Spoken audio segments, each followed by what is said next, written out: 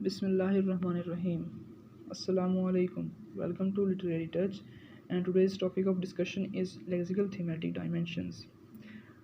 Literary devices used in poetry are thematic aspects which are used in poetry or poems to make them powerful. ऐसी devices जो poetry में इस्तेमाल होती हैं या ऐसे थीमेटिक एस्पेक्ट्स जो पोइट्री में या पोम्स में इस्तेमाल होते हैं ताकि उन्हें पावरफुल बनाया जा सके, उन्हें हम लेक्सिकल थीमेटिक डायमेंशंस कह सकते हैं। उसके बाद है हमारे पास how many lexical thematic dimensions are in poetry. There are almost 10 lexical thematic dimensions, and we are going to discuss them one by one. First of all, we have symbols, those devices that have more than one meaning along with their original meaning. Let's suppose we have the use of colors. If a writer uses a color gray, that shows dullness. If he uses yellow color, it shows happiness. Means कि हमारे पास मुख्तलिफ जो रंग हैं वो मुख्तलिफ मतलब रखते हैं अपने ज़ाती मतलब के अलावा। इसे हम सिम्बल्स कहते हैं। उसके बाद है हमारे पास मेटाफर एंड सिमिली।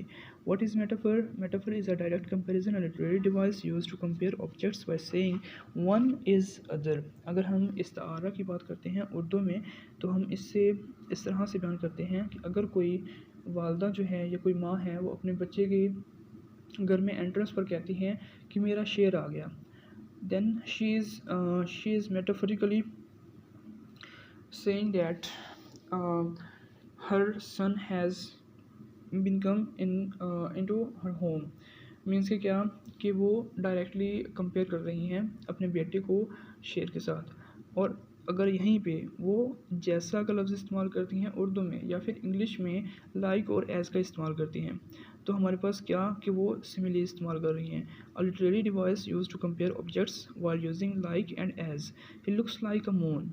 ठीक है, अगर हम किसी की ब्यूटी को एक्सप्रेस करना चाहते हैं और अगर हम उसको कंपेयर कर रहे हैं मून के साथ और उसके साथ हम इस्तेमाल कर रहे हैं लाइक का लफ्ज़ या एज का लफ्ज़, तो वो हमारे पास सिमिली होगा। मेटाफर और सिमिली दो अलग अलग चीज़ें हैं। मेटाफर में डायरेक्ट कंपैरिजन आ जाते हैं, सिमिली में हमारे पास लाइक और एज का इस्तेमाल आ जाता है। और ये दोनों डिवाइसेस भी हमारे पास इंग्लिश पोइट्री में इस्तेमाल होती हैं। उसके बाद है हमारे पास what is imagery. Moving to next point, image and imagery. Before moving to that point, we are going to know about what is imagery. It is a language that appeals to senses. एक ऐसी language जो कि हमारी senses को appeal करती है। Let's suppose हमारे पास 5 किस्म की इमेजरी होती है। Visual imagery that appeals to sight. Let's suppose हमारे पास कोई भी शायर जो है वो अपनी शायरी में कलर्स इस्तेमाल करते हैं। कलर्स मीन के वो ऐसे अल्फाज इस्तेमाल करते हैं जो कि कलर को शो करते हैं। Mean he is writing about a white colour, then we can easily से he is writing about a peace. ठीक है, अगर हम एक एग्जांपल लें, the panther paced in his cage. ठीक है, एक तेंदुआ जो है वो अपनी कार में बैठा हुआ है। तो इसका मतलब क्या हुआ कि हम इस लाइन को अपनी विजुअल इमेजरी के ज़रिए इस लाइन को समझ सकते हैं। उसके बाद है हमारे पास auditory imagery that appeals to hearing. अगर हम एग्जांपल लेते हैं, द लाइन वाज रोरिंग, हमें वक्ती तौर पर और मौके पे हमें ये नहीं बताया गया कि शेर जो है वो किस तरह से दहाड़ रहा है, लेकिन हमें इतना पता है हमारी जो इमेजरी है ऑडिटरी इमेजरी, वो हमें ये ज़रूर बता रही है कि शेर जो है वो दहाड़ता कैसे है। इसी तरह हमारे पास टेक्टाइल इमेजरी है दैट अपील्स टू टच। अगर शायर टेक्सचर, वेट, टेम्परेचर, पेन को इस्तेमाल करते हैं। लेट्स सपोज हमारे पास एग्जांपल है, my right ear scraped a buckle. Scraped यहाँ पे होता है खुरचना। ठीक है, तो ऐसे अल्फाज का इस्तेमाल जो है वो हमारी टच सेंस को बढ़ावा देता है, ग्रोथ करता है, तो वो हमारे पास टेक्टाइल इमेजरी होता है। उसके बाद है हमारे पास olfactory imagery that appeals to sense of smell. ठीक है, जो कि हमारी एक सोने की हिस्स को बढ़ावा देती है, वो हमारे पास ओल्फैक्टरी इमेजरी कहलाती है। ठीक है, उसके बाद है हमारे पास gustatory imagery that appeals to taste. अगर हम इसकी एग्जांपल लेते हैं, means slices of warm bread spread with peach butter। मतलब कि ऐसे ऐसे अल्फाज इस्तेमाल करना, ऐसी लाइन्स इस्तेमाल करना पोइट्री में जो कि हमारी टच सेंस को, जो कि हमारी टेस्ट सेंस को, जो कि हमारी स्मेल को, हेयरिंग को, साइट को बढ़ावा देती हैं, जो कि इनको अपील्स करती हैं, वो हमारे पास इमेजरी कहलाती हैं। उसके बाद है इमेज एंड इमेजरी। अगर हम इसकी डिस्क्रिप्शन या डेफिनेशन की बात करते हैं, the poet imagines something and he uses imagery to describe what he she has imagine. Poet कुछ भी इमेजिन करता है और उसको बयान करने के लिए इमेजरी इस्तेमाल करता है। The reader translates the imagery into images, that is imaginary forces the reader to imagine what the poet saw, felt, heard, smelled or tasted। Means कि जो रीडर है वो इन इमेजरीज को ट्रांसलेट करता है और उन तमाम इमेजेस को समझने की कोशिश करता है जो कि शायर ने खुद से देखी हैं, महसूस की हैं, सुनी हैं, सूंघी हैं या फिर चखी हैं। उसके बाद है हमारे पास conceit. What is conceit? It is a figure of speech which gives a striking parallel और कंपोजिशन।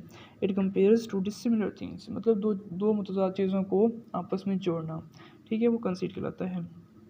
लेट्स सपोज हमारे पास एक एग्जांपल है वेलेडिक्शन फॉरबिडिंग मॉर्निंग, जिसमें जॉन डन जो हैं वो अपने आप को और अपने बिलवर्ड को कंपस के 2 लेग्स के साथ कंपेयर करते हैं।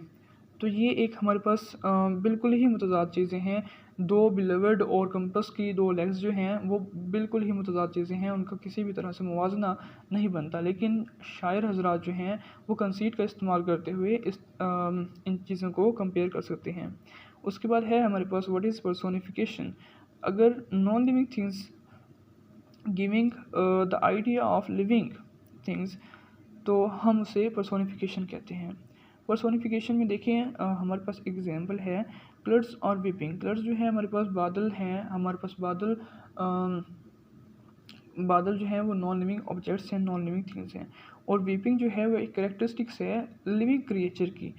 मीन्स इन दोनों को जब कंपेयर किया गया, जब इन दोनों में हमने देखा कि जो नॉन लिविंग थिंग्स हैं, जो नॉन लिविंग ऑब्जेक्ट्स हैं, वो आइडिया दे रहे हैं लिविंग ऑब्जेक्ट्स का, लिविंग थिंग्स का। तो इस सेंस को हमने पर्सोनिफिकेशन कहा है। और ऐसे डिवाइसेस जो हैं वो पोइट्री में इस्तेमाल होती हैं और इन डिवाइसेस को पर्सोनिफिकेशन कहा जाता है। उसके बाद है हमारे पास illusion, a reference to a person, place, a literary, historical, artistic, mythological source of events। मतलब कि ऐसे शख्स का, किसी भी चीज़ का, किसी भी लिटरेरी या तारीखी सोर्स ऑफ इवेंट का आप जब हवाला देते हैं, इनडायरेक्ट रेफरेंस पेश करते हैं, तो उसे हम इल्यूजन कहते हैं। अगर हम एग्जांपल के तौर पे समझने की कोशिश करते हैं तो देखिए हमारे पास एक एग्जांपल है don't act like Romeo in front of her. यहाँ पे जो रोमियो है वो एक लफ्ज़ पूरी की पूरी कहानी को बयान करता है, पूरी की पूरी स्टोरी जो है हमारे पास तमाम जो इवेंट्स हैं उन तमाम को बयान करता है। और इस फ़िक्रे में शिद्दत लाने के लिए और इस फ़िक्रे में एक जान डालने के लिए इल्यूजन का इस्तेमाल किया गया है। शायर हजरात जो हैं वो अपनी शायरी में इल्यूजन इस्तेमाल करते हैं, जैसा कि काफ़ी हम देखते हैं ओड टू क्रिएशन अर्न है, या काफ़ी हमारे पास आगे पोइट्री आएंगी जिनमें हम देखेंगे कि शायर जो हैं वो ग्रीक के जो यूनानी थे उनके गॉडेस और गॉड को मेंशन करता है, ठीक है। इस तरह से ऐसे ऐसे अल्फाज इस्तेमाल करता है जो कि हमारे पास इल्यूजन की डेफिनेशन को बयान करते हैं। जैसे हमारे पास एक लाइन है द किस ऑफ जुडास, ठीक है। हज़रत ईसा अलैहिस्सलाम के 12 हवारियों में से एक हवारी जो थे, कहा जाता है कि उन्होंने हज़रत ईसा अलैहिस्सलाम के मुतज़ाद लोगों के साथ मिलकर एक प्लान बनाया था और उन्हें शनाख्त के लिए ये बताया था कि जिस शख्स को मैं बोसा दूंगा वो शख्स ही हज़रत ईसा अलैहिस्सलाम होंगे, ठीक है। तो ये जो एक लफ्ज़ जो है, एक फ्रेज़ जो इस्तेमाल की गई है द किस ऑफ जुडास, ठीक है, ये हमारे पास एक पूरी की पूरी स्टोरी को बयान करता है। और इस किस्म की जो डिवाइसेस इस्तेमाल की जाती हैं पोइट्री में उन्हें हम इल्यूजन कहते हैं। उसके बाद हमारे पास है एम्बिग्यूटी, जिसे हम उर्दू में शक व शुबहा कह सकते हैं, कन्फ्यूजन कहते हैं। It is a word phrase or a statement which contains more than one meaning. It leads to vagueness or confusion. It can understood two or more possible meanings।